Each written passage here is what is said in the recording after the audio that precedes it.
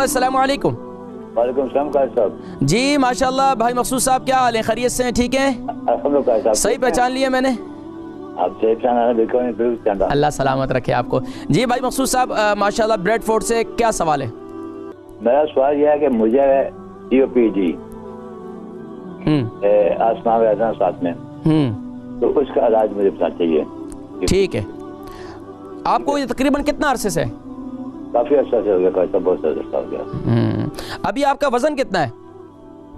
वजन मेरा है 58 है, 59 ऐसे कुछ। 68 और उम्र कितनी होगी तकरीबन? 80।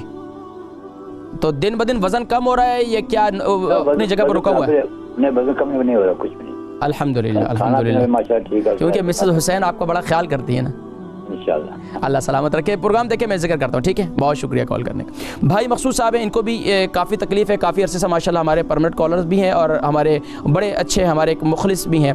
तो भाई मकसूद साहब, आपको भी तकलीफ़ है, सांस की तकलीफ़ मैं जानता हूँ, और तो उम्र भी है। तो आप सिर्फ़ और सिर्फ ये जो 2 नुस्खे मैंने इनको बतलाएँ, आप भी यही इस्तेमाल करें।